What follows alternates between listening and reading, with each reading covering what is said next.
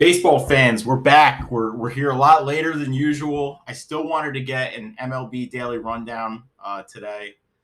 Instead of being 7:30 in the morning, it's 9:30 at night. But we have plenty to talk about. Leading off, the Twins sign Carlos Correa. To many people, this was the top free agent shortstop available. Several shortstops came off the board early. We saw Seager sign his contract. We saw Baez sign his contract. So now Correa signs his contract. Unlike, and Simeon, by the way. So unlike Simeon, Seager, and Baez, this was not a long-term contract. It's a multi-year deal, but it's a 3-year deal with 2 opt-outs, meaning if Correa has another season like he did last year, he will opt out and try to go for another 10-year contract. Clearly, the market must have been soft in annual value. I mean, you look at Correa. Correa explodes on the scene in 2015. Monster 99 games, 22 home runs, 14 stolen bases, 279 with a 345 on base. And this is when he's 20 years old. And then he comes back and he has another 2 really quality years. But then he just has trouble staying on the field. And that continues up until the COVID-19 season when he has a career worst season. He hits 264, 326 on base, 5 home runs in 58 games. Last year, Correa looked good. He was 5th in the MVP voting. He was an all-star. He had the gold glove. We saw everything we had hoped of Carlos Correa at 20 years old at 26. With that being said, we don't know if he's going to stay healthy or not. But the biggest loser in this deal is not Carlos Correa not getting a 10-year contract. It's the Yankees.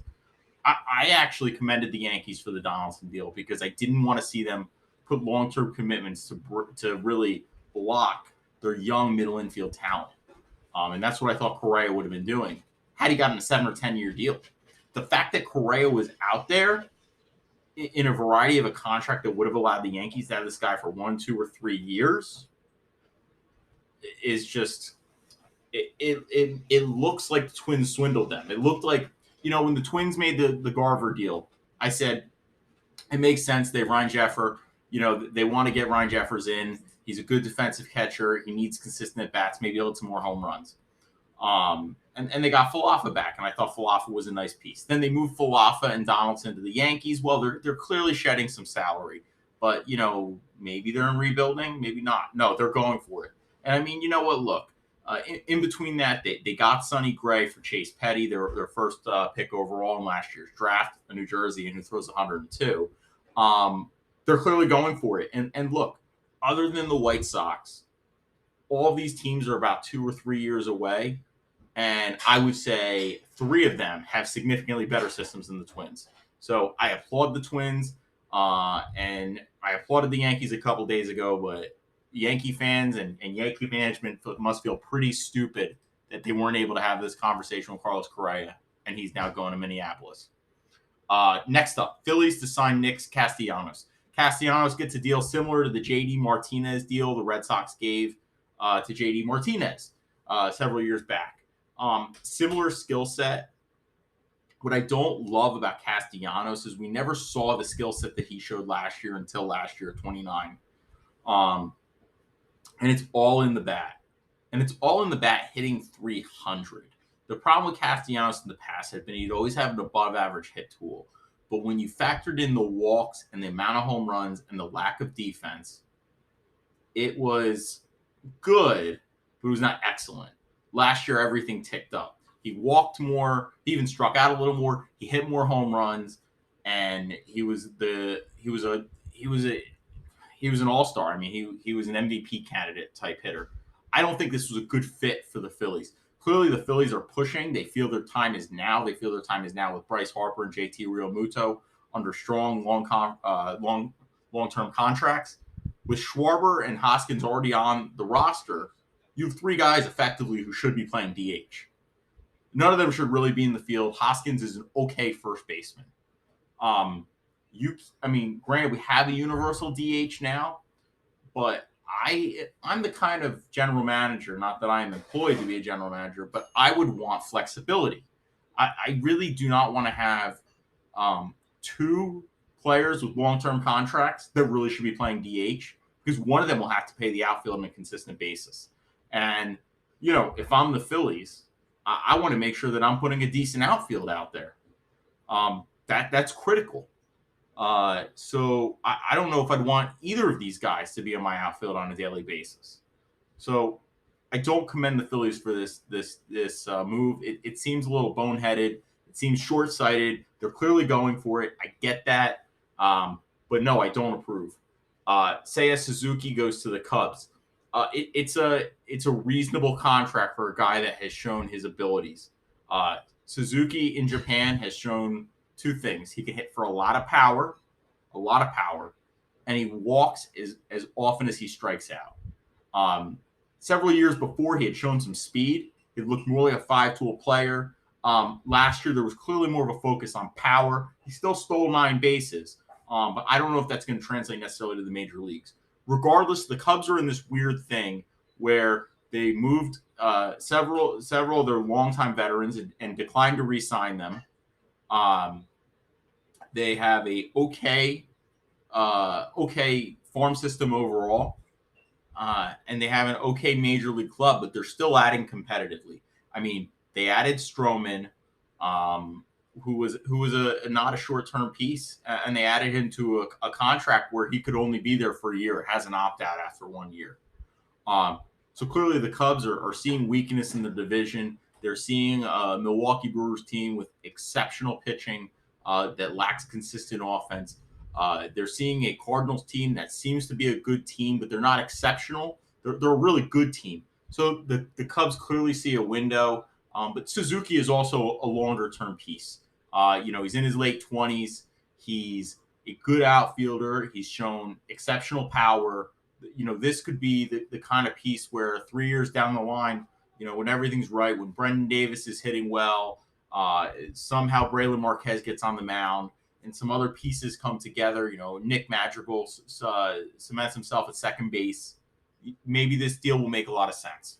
Moving on, the Braves have now done their annual 1-year signing of a veteran, and it has worked out great. The first one of these was Josh Donaldson. Donaldson was exceptional in 2019. Next, I guess in 2020, the Braves didn't really make one of these moves. But in 2021, Charlie Morton, which was fantastic for the World Series Braves. And sadly, had he been not taken out in the first inning of the first game of the World Series, probably would have pitched 2, maybe 3 World Series games. Jansen is in that vein. Will Smith is their closer, but probably the Braves would prefer to use Smith in the highest leverage role necessary, which is not necessarily the 9th inning. My only concerns with Jansen is Jansen may have gotten a little lucky last year. His walks went much higher than usual, and his hits went down. I don't know if that's sustainable. If the hits go up and he continues to walk batters at the clip he was last year, I think he almost walked 5 batters per 9 innings, which is exceptionally high for a guy who previously had pinpoint command with his cutter. Those are my only concerns with Jansen. Otherwise, I think this is a good move for the Braves. It's on a 1-year deal. It's not preventing any type of future moves for the team. They stay nimble, and they go in to be very competitive in 2022 with Jansen in the back of their bullpen. Yankees trade Luke Voit to the Padres for Justin Langue. Let's talk about this for a second. Yankees traded for Rizzo, even though Voit was going to be coming off a knee injury. They tried to move him at the deadline. They didn't move him. They essentially insulted the guy, even though he hit 22 home runs in 2020. Was one of the best power hitters in baseball. Insulted the guy, had a tough season. We're trying to move him this offseason. When they got Rizzo, they clearly had even more reason to move Voit. Giancarlo Stanton is probably cemented in that DH role for the rest of his career. And so they get Langue back. Langue is interesting. Lange's stock took a big hit last year. He comes from one of the hardest demographics to develop of prospects, and that's high school right-handers. He was an exceptional high school right-hander, drafted by the Padres. He was one of the players that was the beneficiary of the Padres taking Hassel. Hassel allowed them to go under slot. They went well over slot for Langue. Langue had an explosive fastball coming out of high school, has a really good slider, 6'4" frame. He looks like a projectable pitcher. With that being said, in his first professional season, He was injured for most of the season. When he was on the mound, he was ineffective. This is one of those cases where the Yankees feel, let's get him a quick change of scenery. Hopefully his confidence is not beat up too much, and hopefully this is a pitcher we can really develop into a mid rotation starter. But it's worth a flyer on a player that they really felt they needed to move in Voit. Next up, Tigers signed Michael Pineda, 1 year, $5.5 million with another $2.5 million in incentives. The Tigers are one of those teams. They've done well with rebuilding. They had a great 2020 draft. The 2021 draft looked really good. Torkelson and Green are almost ready for the majors. And they won. They won a good amount of ball games last year. They were a winning team. And this is a team that was far from a winning team for many years. So, already in this offseason, they signed Eduardo Rodriguez. They signed Baez. They signed Tucker Barnhart. They signed Andrew Chafin. So Pineda's a great signing for them. And look, Pineda looked very good last year. I mean, let's just take a look at Pineda's career numbers. He came up as a top prospect for Seattle, and then he's moved abruptly to the Yankees for Jose Montero. And he was moved after being an all-star, in his age 22 season. He then doesn't pitch for the Yankees for 12 or 13. And 14, he comes back, looks exceptional. And then he kind of settles in with the Yankees. He settles in as a guy who kind of has an ERA in the mid to upper fours. And he does that for a couple years before going to Minnesota. In his 3 seasons to Minnesota, he really looked like a mid-rotation arm. The strikeouts really weren't there. It's less than a strikeout per inning, but he keeps the walks down. And so even though he gives up a decent amount of home runs, the profile works as a number 4 starter. And for $5.5 million, I'll take a number 4 starter. I would have loved to see the Red Sox make this move.